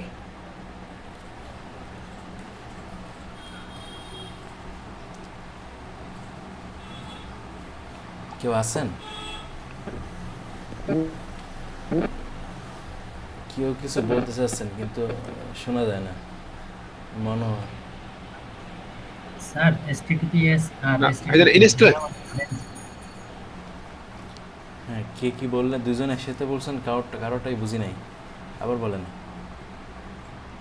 যে HTTPS দিলাম, সিলেক্ট করলেন, হুম, ওখানে ওটা সিলেক্ট করার মধ্যে HTTP আর HTTPS দুটোর মধ্যে তফাৎ কি স্যার? হ্যাঁ, এটা তো প্রথমেই মনে হয় বলেছিলাম। এটার মধ্যে তফাৎ হলো, ডোমেইন যেমন আমরা ক্রয় করি সেরকম এই HTTPS যেটাই আমরা বলি, HTTPS দিয়ে আমরা যে ওয়েবসাইটগুলো দেখি এগুলোকে মূলত বলা হয়েছে SSL। হ্যাঁ, তো এই SSL-এর মাধ্যমে আপনার এই ডোমেইনটা আমরা সাইটটা চলবে। যদি আপনার সাইটে SSL অ্যাড করা থাকে, যেমন ধরেন আমরা syntax.com ভিজিট করলাম, এখানে আমরা যদি ভিজিট করি তাহলে এই যে দেখেন এখানে এরকম একটা লক আইকন দেখতে পাচ্ছি, এখানে ক্লিক করলে এখানে দেখাচ্ছে কানেকশন ইজ সিকিউর। তার মানে এই ওয়েবসাইটে SSL অ্যাড করা আছে। তার মানে যে ওয়েবসাইটগুলোতে HTTPS থাকে সেইগুলোতে এইভাবে আসে, আর যে ওয়েবসাইটগুলোতে HTTPS থাকে না, তার মানে হচ্ছে SSL অ্যাড করা থাকে না, সেইগুলোতে হচ্ছে HTTP-তে ভিজিট করা যায়। HTTPS-এ সেই সাইটগুলো শো হয় না। সুবিধা অসুবিধা বলি। 1 নম্বর সুবিধা হলো গুগল HTTP দিয়ে যে সাইটগুলো আছে, মানে SSL ছাড়া যে সাইটগুলো আছে সেই সাইটগুলোকে ভালো চোখে দেখে না। হ্যাঁ, তার মানে আপনি যদি কোনো ব্লগ সাইট বানান অথবা যে কোনো একটা সাইট বানান, তাহলে র্যাঙ্ক দেওয়ার ক্ষেত্রে গুগল যদি আপনার সাইটে SSL না পায়, অর্থাৎ HTTPS সহ আপনার সাইটটা ভিজিট করা না যায়, তাহলে গুগল আপনাকে পিছিয়ে ফেলে রাখবে। এটা গুগল বললাম এই জন্য, অন্যান্য সার্চ ইঞ্জিনও, হ্যাঁ, তা গুগল বেশি পপুলার এই জন্য বললাম। এটা হচ্ছে একটা অসুবিধা, মানে আপনি সুবিধা অসুবিধার কথা বললেন। আর হলো ধরেন কোনো একটা সাইট আপনি করেছেন, সেই সাইটটাই ক্রয় বিক্রয় হয়, যেমন ধরেন এই সাইটটা, হ্যাঁ, ভিজিট করলাম, এখানে দেখেন এখানেও HTTPS অ্যাড করা আছে দেখাচ্ছে। হ্যাঁ, এই যে লক আইকন আছে, সিকিউর কানেকশনও দেখাচ্ছে। তো এই সাইটে কেউ ক্রয় করার ক্ষেত্রে তার আর ভীতিটা কাজ করবে না, মানে সে অনায়াসে ক্রয় করবে। এই HTTPS-এ মানে তার মানে ইয়েটা কেন, মানে মানুষ সিকিউর মনে করে কেন ক্রয় করার ক্ষেত্রে?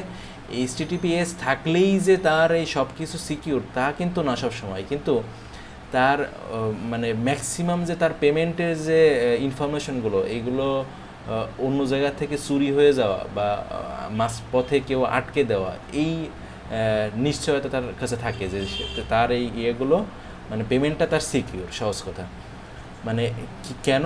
কারণ হচ্ছে HTTPS যখন থাকে তখন ওই সাইটে যখন কেউ মানে কোনো ইনফরমেশন পাস করে, হ্যাঁ, বিশেষ করে এই যে পেমেন্টের এই ক্ষেত্রে এই ব্যাপারটা বেশি গুরুত্বপূর্ণ, তখন আমাদের ওয়েবসাইটে যখন কেউ ভিজিট করে তখন ওই ওয়েবসাইটটা যে জায়গা থেকে ভিজিট হচ্ছে সেই ওয়েবসাইটটা কোন জায়গায় আছে সেটা কিন্তু খুঁজে বের করে প্রথমে। ধরেন আমরা ওয়েবসাইট ভিজিট করছি বাংলাদেশ থেকে, হ্যাঁ, তো এই ওয়েবসাইটটা ধরেন হোস্ট করা আছে বাংলাদেশ, এই ওয়েবসাইটটা ধরেন হোস্ট করা আছে USA-তে, হ্যাঁ, তার মানে US-এর কোনো একটা সার্ভারে।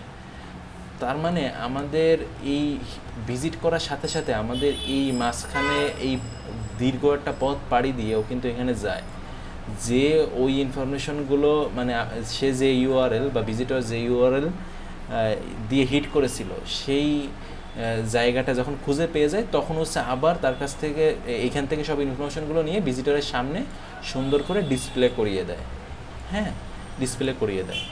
তো এই যে মাঝখানের একটা পথ, বিশাল একটা পথ কিন্তু গ্যাপ, তো যারা হচ্ছে হ্যাকার বা যারা হচ্ছে এই জিনিসগুলো চুরি করতে মানে চায়, তারা হচ্ছে এই জায়গাটাকে ব্যবহার করে। হ্যাঁ, এই যে যে মানে মাঝপথের এই যে যে ডিস্টেন্সটা, এই জায়গাটাকে ব্যবহার করে। তখন এই জায়গাটাকে ব্যবহার করে তারা অনেক সময় ধরেন গুরুত্বপূর্ণ যে ইনফরমেশনগুলো, কোনো একটা কার্ডের ধরেন সিকিউরিটি কোড অথবা ধরেন পাসওয়ার্ড বা কিছু একটা, তাদের এই জায়গা থেকে তখন তাদের ইনফরমেশনগুলো চুরি করতে সুবিধা হয়। মানে কোনো একটা সিস্টেমের মাধ্যমে তারা এই জায়গাটাকে ব্যবহার করে নিয়ে নিতে পারে।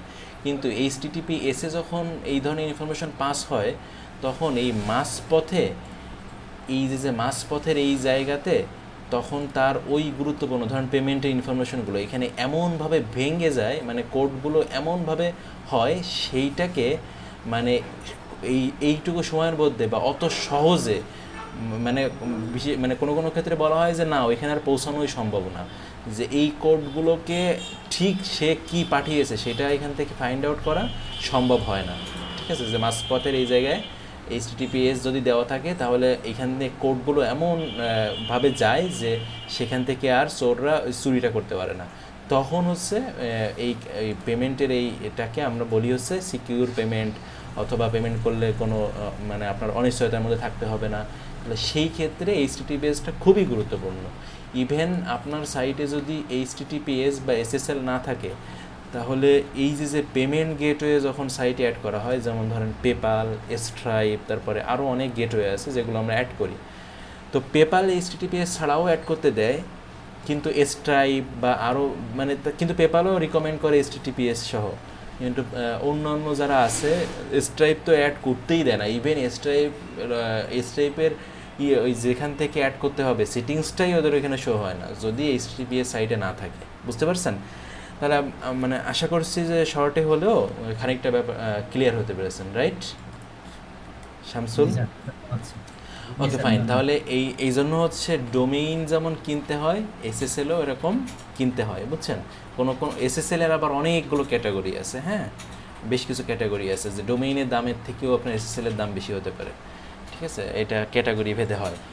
তো নর্মাল যে SSL বা HTTPS সেটা আপনার ডোমেইনের মতোই অনেকটা দাম, আবার কম বেশিতেও বিভিন্ন সাইটে ক্রয় করা যায়। আবার কিছু মানে হোস্টিং আছে যারা হচ্ছে ফ্রিতে প্রোভাইড করে, যে আপনার আলাদাভাবে কিনতে হবে না, ওদের হোস্টিং নিলে আপনাকে ওরা এই SSL বা HTTPS অ্যাড করতে দেবে। যাই হোক, আমরা ছোট্ট একটা আলোচনা করতে যে বোধহয় অনেক দূরে চলে গিয়েছি, তাই না? স্যার যেটা দেবে ফ্রিতে ওটা কি স্যার সাবডোমেইনে ইউজ করা যাবে নাকি সব? এইটা তো ডিপেন্ড করে হচ্ছে হোস্টিং কোম্পানি আপনাকে কিভাবে দিবে, তাই না? এটা তো প্রশ্ন না করলেও বুঝেন, যে ধরেন কোম্পানি যদি বলে আপনাকে 5টা SSL দিব, তাহলে আপনি 5টা অ্যাড করার পর আর করতে পারবেন না, এটা তাই না? এরকম যদি হয় যে আপনি 1 বছর পর্যন্ত যতগুলো ডোমেইন সাবডোমেইন আছে সবগুলোতে আপনি ইউজ করতে পারবেন, তাহলে আপনি তাই পারবেন। আবার এরকম যদি হয় যে আপনাকে বলে দিল যে আপনি লাইফ টাইম যতদিন আমাদের হোস্টিং ইউজ করবেন আপনাকে কখনো SSL কিনতে হবে না, তাহলে আপনি লাইফ টাইম ইউজ করতে পারবেন। ক্লিয়ার? জি স্যার, ধন্যবাদ। ওকে, এগুলো প্রাইস কিরকম হয় স্যার? ওই তো যে বললাম যে বিভিন্ন সাইটে বিভিন্ন রকম হয়। ডোমেইনে যেরকম দাম 500-700 হাজার 5-7 হাজারও হতে পারে।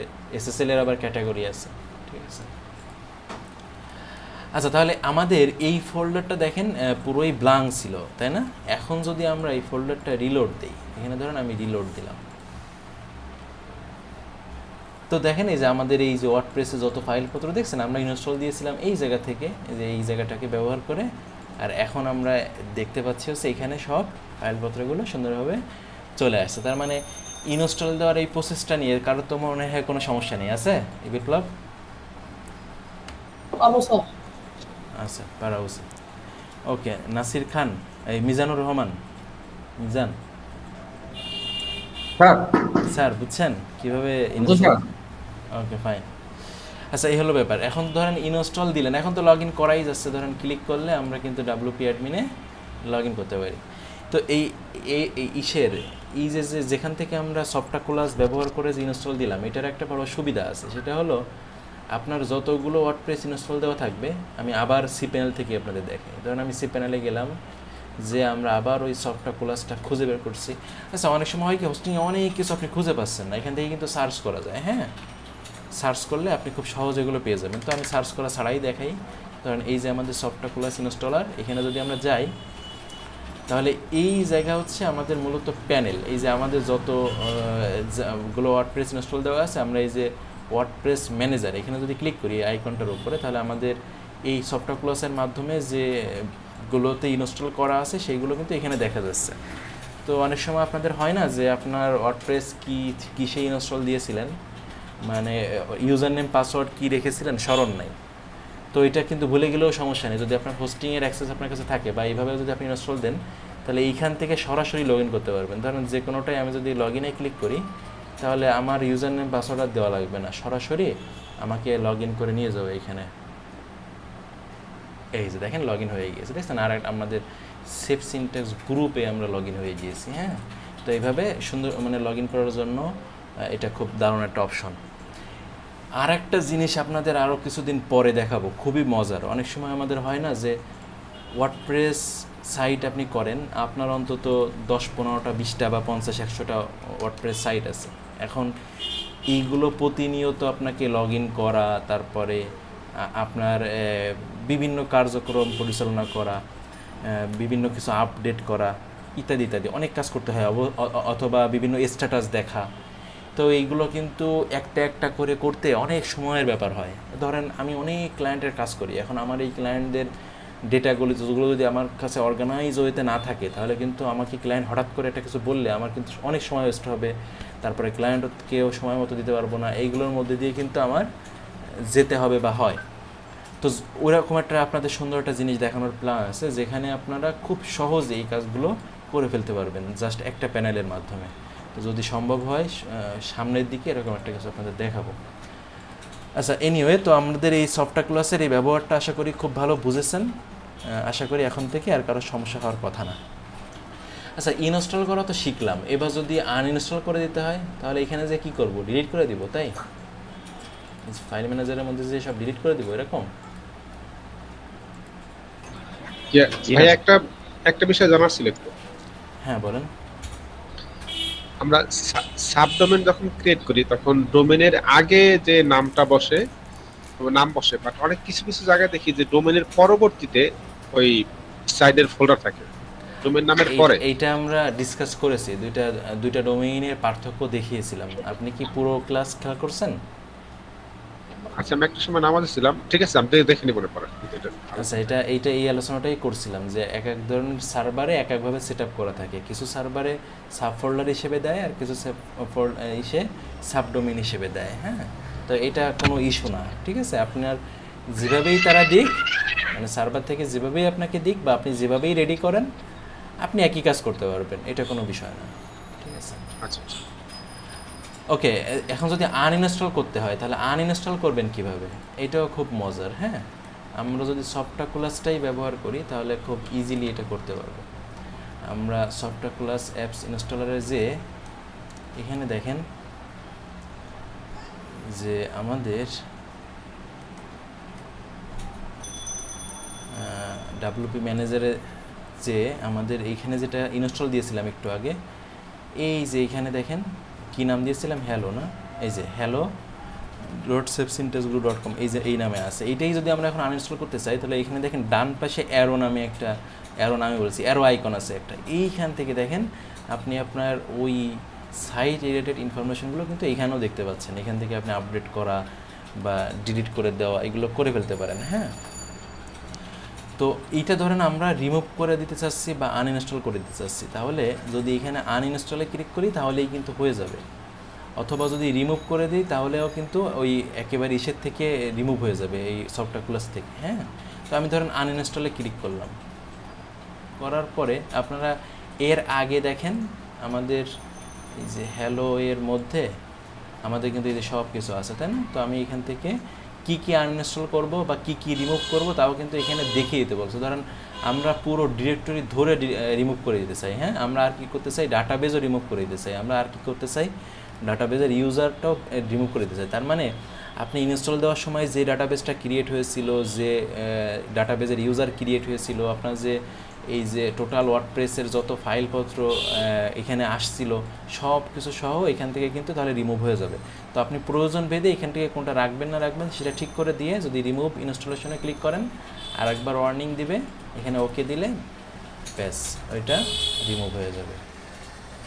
এই যে একটা একটা করে সব রিমুভ করতেছে বা আনইনস্টল হচ্ছে, রিমুভ হয়ে যাচ্ছে। তো আমরা হওয়া পর্যন্ত ওয়েট করি।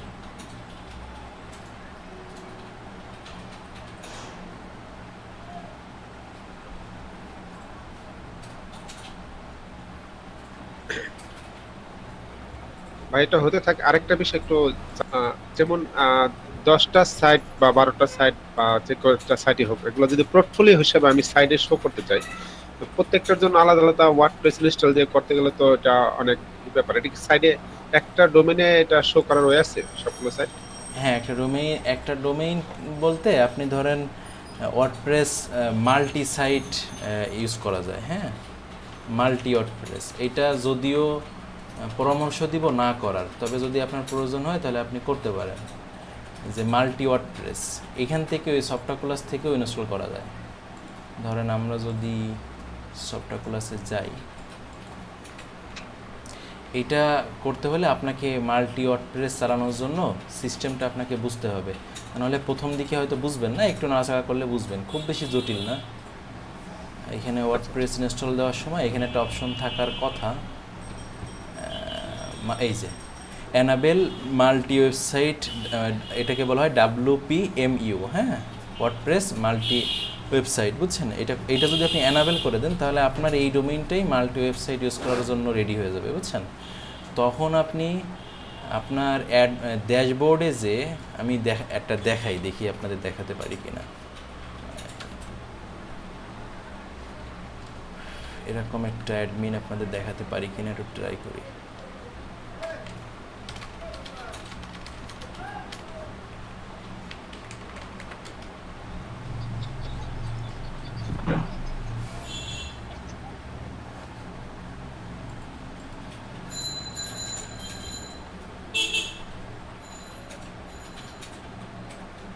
এই যে আমারই একটা আছে, আমি এই যে এইখানে এরকম একটা প্যানেল পাবেন। এখানে একটা আছে নেটওয়ার্ক অ্যাডমিন, আর এইগুলো হচ্ছে আলাদা আলাদা ওয়েবসাইট। এই একটা ওয়েবসাইটের জন্য একটা ড্যাশবোর্ড, এই আর একটা ওয়েবসাইটের জন্য আর একটা ড্যাশবোর্ড। তো এরকম আপনি যতগুলো ইচ্ছা আপনার এরকম ওয়েবসাইট আপনি তৈরি করে আপনি এখানে কাজ করতে পারবেন। হ্যাঁ, তবে এইটার সুবিধা হচ্ছে যারা হচ্ছে ডেভেলপমেন্টের কাজ করে, বারবার বিভিন্ন সাইট এরকম ইনস্টল করা একটু প্যারা, তাদের জন্য কিছু সুবিধা আছে অনেকগুলো এক জায়গায় রাখার। কিন্তু বড় অসুবিধা হলো এটা যখন আলাদা আলাদা ওয়েবসাইটে যখন বিভিন্ন কিছু আপডেট করা বা বিভিন্ন ইস্যু ক্রিয়েট হয়, তখন হচ্ছে ওইটা ম্যানেজ করা খুব টাফ হয়ে যায় বা ঝামেলা হয়ে যায়। হ্যাঁ, তারপরে নর্মালি আমরা যেমন অল ইন ওয়ান দিয়ে যেমন ব্যাকআপ রাখি, এই কাজগুলো করা তার মানে অনেক বেশি হ্যাসেল নিতে হয়, বিশেষ করে আপডেটের ইস্যুগুলো আসলে। এখন যদি সেই হ্যাসেলগুলো আপনি ম্যানেজ করতে পারেন তাহলে আপনি এখান থেকে জাস্ট সিনাই দিলে আপনার এখানে ইনস্টল হয়ে যাবে। হ্যাঁ, WPML দিয়ে আপনি করে নিতে পারবেন, আর বাকিটা একটু ঘাটাঘাটি করলে বুঝতে পারবেন, খুব বেশি কঠিন না। তবে এখানে কন্ট্রোলিংটা হচ্ছে মেইনলি হচ্ছে, হ্যাঁ বলেন ভাইয়া। ওটা বলি নাই, ওটা তো হলো ওয়েবসাইট ম্যানেজ করার। আমি যেটা বলতে চাচ্ছিলাম যে যেমন আমার 10টা সাইট, আপনার 10টা সাইট আপনি এক জায়গা থেকে করবেন, আমি তো সেটাই বললাম। না ওটা না, আমি বলতেছিলাম আমি যেমন ধরেন একটা ওয়েবসাইট সার্ভিস প্রতিষ্ঠান, এখন পোর্টফোলিও হিসেবে আমি শো করব 10টা সাইট। এখন 10টা সাইট 10 জায়গায় মানে বা সাবডোমেন করে আমি ইনস্টল দিতে পারি, কিন্তু সেটা না করে আমার একটা ডোমেইনেই ওই 10টা সাইট পোর্টফোলিও আকারে দেখানোর সুযোগ আছে কিনা? তা পোর্টফোলিও আকারে দেখানোর সুযোগ আছে কিনা এই কোশ্চেন আমাকে করছেন কেন? আপনার পোর্টফোলিও আপনি তো দেখাবেন, তো এটা আমাকে কোশ্চেন করার কি হলো, এটা তো বুঝলাম না। না, যেমন এখন 10টা সাইট 10 জায়গায় থাকলে সেটা আমি পোর্টফোলিওতে দেখাতে পারতেছি, কিন্তু সেটা মানে যদি আমি এখনো 10টা সাইট রান করি নাই, তা 10টা সাইট যদি নাই হয় তাহলে 10টা পোর্টফোলিও হলো কিভাবে? আপনি বললেন যে আমার 10টা সাইট নাই কিন্তু আমার 10টা পোর্টফোলিও আছে, তাহলে আপনার পোর্টফোলিও হলো কিভাবে? না ওটা বলতেছি না, বলছিলাম যেমন মেডিকেলের একটা ওয়েবসাইট আমি ডেমো আকারে, তারপরে ধরেন শিক্ষা প্রতিষ্ঠানের একটা ওয়েবসাইট ডেমো আকারে। হ্যাঁ, এখন এগুলো সবগুলোর জন্য কি আমাকে আলাদা আলাদা ওয়ার্ডপ্রেস ইনস্টল দিয়ে করতে হবে কিনা? তাহলে আমি মানে আপনি আপনি নিজেই আমাকে বলেন যে আপনার যে ওয়েবসাইটটাকে আপনি পোর্টফোলিও হিসেবে দেখাবেন, পোর্টফোলিও হিসেবে তো একটা ওয়েবসাইটই দেখাবেন, তাই তো নাকি? এখন সেই ওয়েবসাইটটাই আপনার নাই, তা ওই ওয়েবসাইটটা তো হতে হলে এই স্টেপগুলো সব ফিল আপ করতে হবে নাকি? আচ্ছা আমি আরেকটু কি করি তার মানে বুঝতে সুবিধা হবে। যেমন অ্যাস্ট্রার যে ওয়েবসাইট গুলো আছে, যেমন তাদের নামের পাশে একটা বিভিন্ন ওয়েবসাইট গুলো রেডি করা আছে। ওই একটা ডোমেনের সবগুলো প্রত্যেকটা সাইটের জন্য কি ওয়ার্ডপ্রেস বা সেটআপ করা আছে? আচ্ছা, প্রথম কথা হলো যে যদি ওয়ার্ডপ্রেস সাইট হয় তাহলে তো অবশ্যই ওয়ার্ডপ্রেস সেটআপ করা আছে, কিন্তু আপনি যেটা বলতেছেন ওদের ওইখানে তো ওয়েবসাইট দেওয়া না, ওদের তো টেমপ্লেট দেওয়া। তো টেমপ্লেট তো আমরা একটা পেজ বানালেও তো একটা পেজ হচ্ছে একটা টেমপ্লেট, অথবা এলিমেন্টরে এরকম আলাদা আলাদা টেমপ্লেট বানালে সেগুলোর একটা টেমপ্লেট। তাহলে একটা টেমপ্লেট বা একটা পেজ আর একটা ওয়েবসাইট তো এক জিনিস না, তাই না? এখন যদি আপনি টেমপ্লেটকেই যদি বলেন ওইটা আপনার পোর্টফোলিও, তাহলে তো আপনি এক জায়গা থেকে আপনি হাজারটা টেমপ্লেট বানাতে পারছেন। আর যদি বলেন যে না পুরো একটা ওয়েবসাইটের সব কিছুই একটা আপনার পোর্টফোলিও, তাহলে তো টোটাল একটা ওয়েবসাইটের যে ফর্মালিটি সেইগুলো মেনটেন করে আপনাকে যেতে হবে নাকি? জি জি জি, ঠিক আছে। আর একটা ব্যাপার, হ্যাঁ বলেন। ওটা টেমপ্লেট হলে তো সুবিধা হয়, কিন্তু ওখানে যে সাইটে ঢুকলে যেমন সব ধরনের পেজগুলো ওখানে ক্লিক করলে আসে। হ্যাঁ, তা আপনি আপনার সাইটে এরকম পেজ বানাবেন, ধরেন 1565টা পেজ বানাবেন, তো 1565টা পেজে 1565 রকম ডিজাইন দিবেন, তাহলে 1565টা পেজের ওইখানে লিঙ্ক করে দিবেন, তাহলে 1565টা আপনার পোর্টফোলিও হয়ে যাবে। আচ্ছা আচ্ছা আচ্ছা। কিন্তু আসলে আপনি যেটাকে পোর্টফোলিও বলছেন এটা তো আসলে পোর্টফোলিও হয় না, তাই না? পোর্টফোলিও তো ধরেন এই যে ধরেন এই একটা ওয়েবসাইট আপনাদের সামনে, আমি যে ওয়েবসাইটগুলো আপনাদের দেখাই এগুলো কিন্তু আমি অন্যদের ওয়েবসাইট সাধারণত খুব কম দেখাই, মানে আমার যে কাজগুলো করা বা আমাদের যে কাজগুলো সেগুলো আমি দেখাই। ধরেন এই একটা ওয়েবসাইট হ্যাঁ করেছি, তাহলে এইটা আমার একটা পোর্টফোলিও, এইটা আমি একজনকে বলতে পারি যে এই ওয়েবসাইটটা করেছি, এটা আমার একটা পোর্টফোলিও। কিন্তু আপনি যদি একটা ডেমো বানিয়ে সেটা একটা পোর্টফোলিও করেন, তাহলে ওইটা মানে বেশি হয় না, মানে মানুষের কাছে ওই গ্রহণযোগ্যতাটা ওইভাবে পায় না। আর সেটা যদি হয় একটা পেজ, তাহলে তো অনেকটা নাই। মানুষ একটা ওয়েবসাইট কমপ্লিট একটা প্যাক দেখতে চায়, হ্যাঁ, তার মধ্য দিয়ে সে হচ্ছে ডিসাইড করবে যে না হ্যাঁ এ সুন্দর একটা ওয়েবসাইট হয়েছে বা কিছু। এই জন্য হচ্ছে যদি ওইভাবেই ওয়েবসাইট করতে চান তাহলে আলাদা সাবডোমেইন তো দূরে থাক, আমি তো বলবো আপনাকে 10টা আলাদা ডোমেইন কিনে নিতে, যে 10টা আলাদা নামে 10টা ডোমেইন হবে, সেই 10টা জায়গায় 10টা ওয়েবসাইট হবে। সেইটা যদি আপনি পুরো একটা সাইট বানিয়ে রেডি করে দিতে পারেন তাহলে মানুষের কাছে গ্রহণযোগ্যতাটা বেশি পাবে। তারপরেও এইটাও পরিপূর্ণ না, মানে পরিপূর্ণ হলো হচ্ছে রিয়েল কাজ। ধরেন এই যে একটা রিয়েল কাজ একজন ক্লায়েন্টের জন্য করা, তাহলে এটা একটা পোর্টফোলিও হিসেবে দেখাতে পারি। অথবা ধরেন আর একটা যদি আপনাদের দেখায়, ধরেন এই আর একটা কাজ, এটা একজন ক্লায়েন্টের জন্য করা, তাহলে এইটা একটা পোর্টফোলিও হিসেবে আমি আমার এক ক্লায়েন্টকে দেখাতে পারি। হ্যাঁ ঠিক আছে, যে টোটাল একটা কমপ্লিট একটা সাইট। তো এটা মানে এটা ক্লায়েন্টদেরই সাইট, সো আমার আলাদা কিছু বলাও লাগবে না। ধরেন আমি যদি এই একটা সাইট, এটাও একটা সাইট, ধরেন এটা একটা সাইট দেখাই, এটা এক্সটেনশন মানে ডোমেইনগুলো দেখলেই মনে হবে যে না এটা রিয়েল, এখানে মানে নিজে করা বা নিজে একটা ডোমেইন কিনেছে বা নিজে একটা সাবডোমেইন বানিয়েছে, এরকম কিছু না। তখন তাদের কাছে এই গ্রহণযোগ্যতাটা অনেক বেড়ে যায়, হ্যাঁ, যে না ডিফারেন্ট ইসে তার এরকম ওয়েবসাইট আছে। হ্যাঁ, এটা হলো ব্যাপার। কিন্তু প্রাথমিক পর্যায়ে তো এটা অনেক সময় সম্ভব হয় না, এই জন্য প্রাথমিক পর্যায়ে সাবডোমেইন বা ডোমেইন বানিয়ে করা। হ্যাঁ, আসলে বিষয়টা হলো একটা ক্লায়েন্টের একটা প্রজেক্ট করব, তার কাছ থেকে ইনকাম করব, তাহলে তার এই আস্থাটুকু তার মধ্যে আনার জন্য এগুলো তো করতেই হয়। আর আমরা অনেক সময় ভাবি কি যে 2-5 হাজার টাকা মনে হয় অনেক বেশি খরচ করে ফেলছি। আসলে এরকম কিছু করার জন্য 20-50 হাজার টাকা খরচ করাটাও বড় কিছু না। হ্যাঁ, যে নিজের জন্য ধরেন কথার কথা, আপনি যদি বাংলাদেশের বাজারে চাকরি করতে যান তাহলে আপনাকে শুধু ইন্টারভিউ দিতেই দেখা যাচ্ছে যে লাখ টাকা খরচ করে ফেলতে হবে, যে মানে কি বলে শুধু ওই অ্যাপ্লিকেশন দিতে।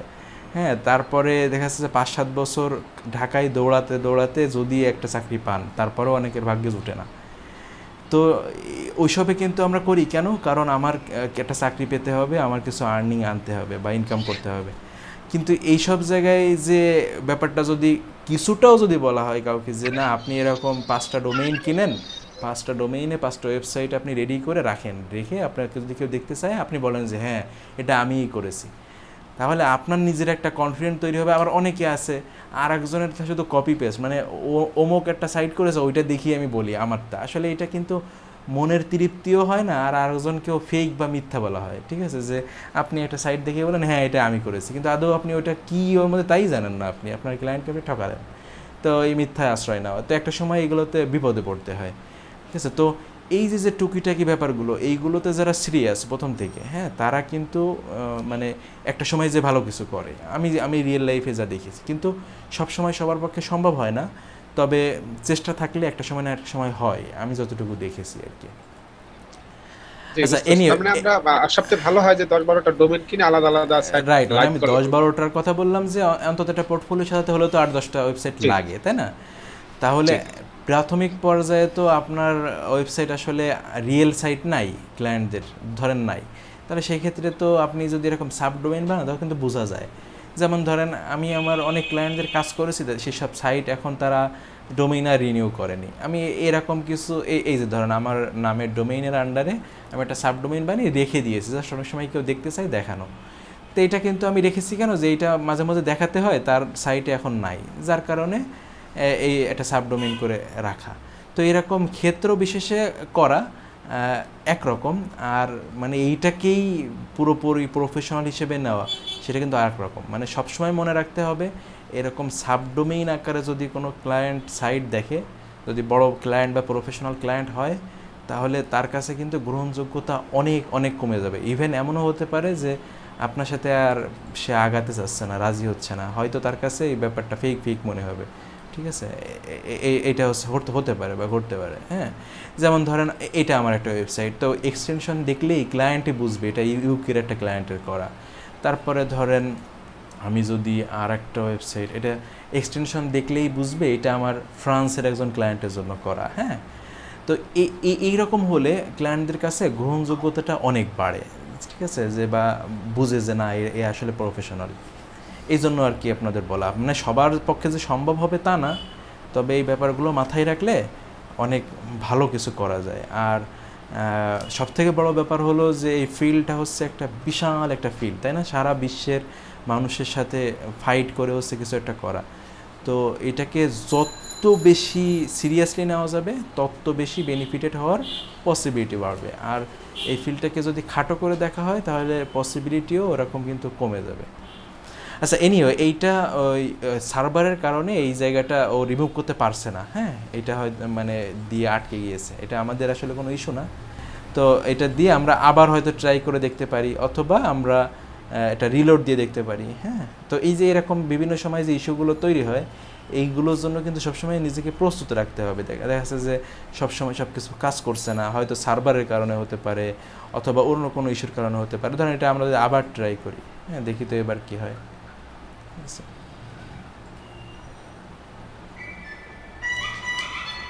ঠিকই কিন্তু হয়ে গিয়েছে, দেখছেন? তার মানে আপনি যদি আগে থেকে ধৈর্যহারা হয়ে যেতেন তাহলে কিন্তু এই জায়গায় ঠকে যেতেন। এবার যদি আমরা আমাদের ওই ফোল্ডারটা আমরা যেখানে ইনস্টল করেছিলাম সেটার মধ্যে একটু যাই,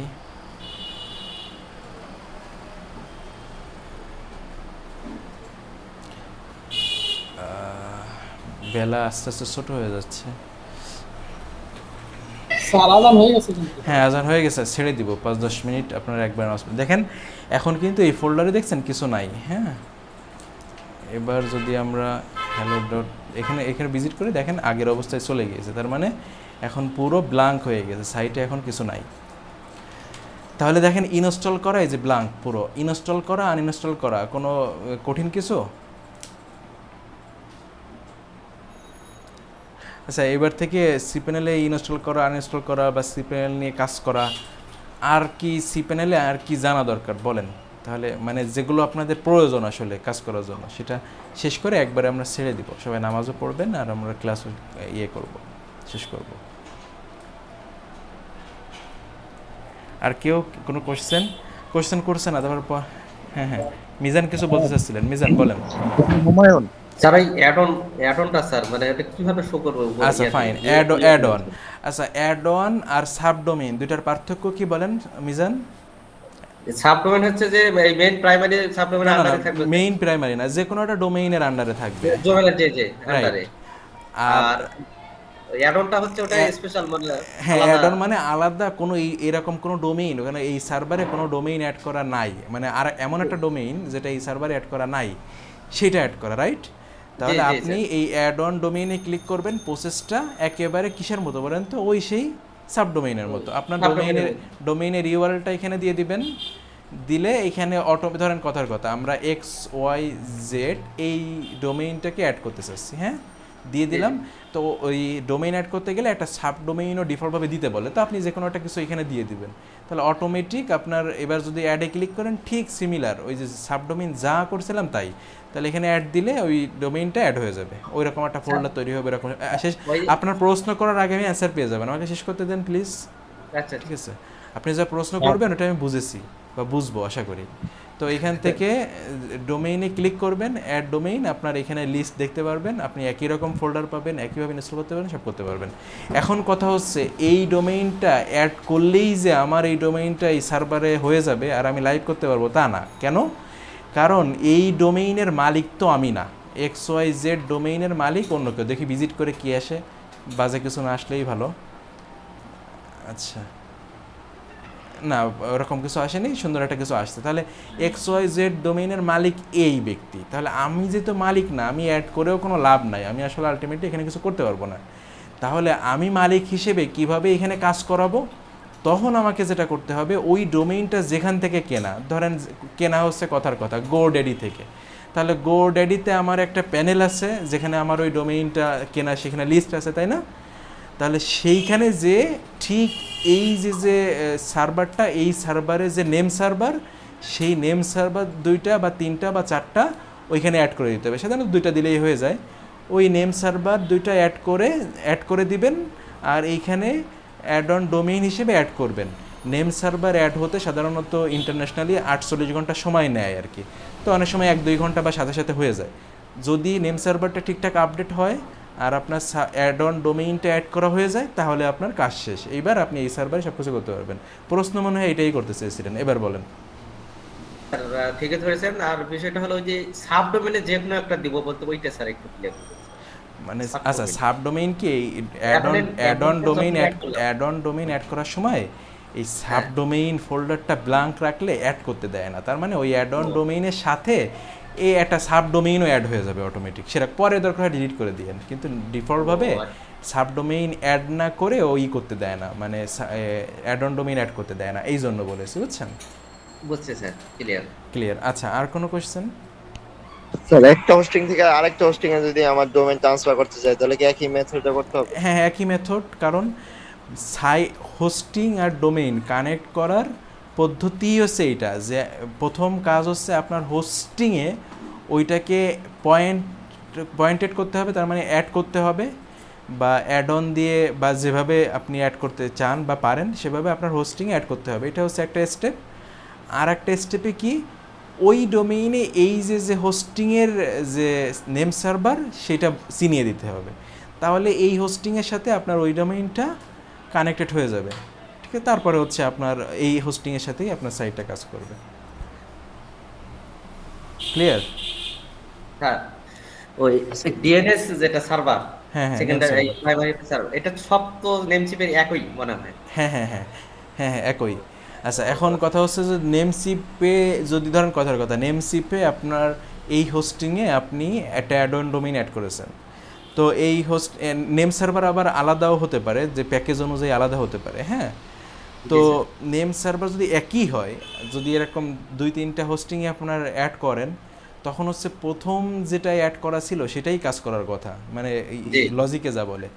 এখন করণীয় হচ্ছে আপনি ওই যেটাই মানে অলরেডি এক জায়গায় অ্যাড করা আছে সেই জায়গা থেকে আপনি রিমুভ করে দিলেন, দিয়ে আপনি এখানে অ্যাড করে দিলেন, তাহলেই কাজ হওয়ার কথা।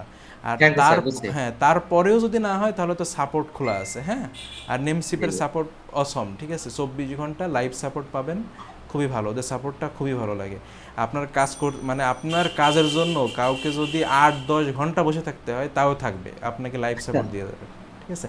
এটা শুধু নেমসিপ না, ম্যাক্সিমাম বড় বড় যারা হোস্টিং প্রোভাইড করে এরা এটা করে, তা না হলে তোদের এই বিজনেস চলে না। আর কেউ? স্যার আসসালামু আলাইকুম, সাজ্জাদ বলতেছিলাম। হ্যাঁ হ্যাঁ সাজ্জাদ বলেন। স্যার আমার এই ক্লাস সম্পর্কে কিছু বলবো না, জাস্ট যে ফেসবুক গ্রুপ যেটা আছে আমাদের বর্তমানে সেপসেন্ট্রিক্স এর, ওখানে আমি নতুন একটা ফেসবুক অ্যাকাউন্ট ক্রিয়েট করছি, আগেরটা একটু সমস্যা হয়েছে, তো আমাদের মানে মেসেঞ্জার গ্রুপে আমাকে একটু অ্যাড করে দিন। তাই আচ্ছা আপনি আপনার ইয়েটা দিয়েন আমাকে, ইউআরএলটা আমি অ্যাড করে নিব।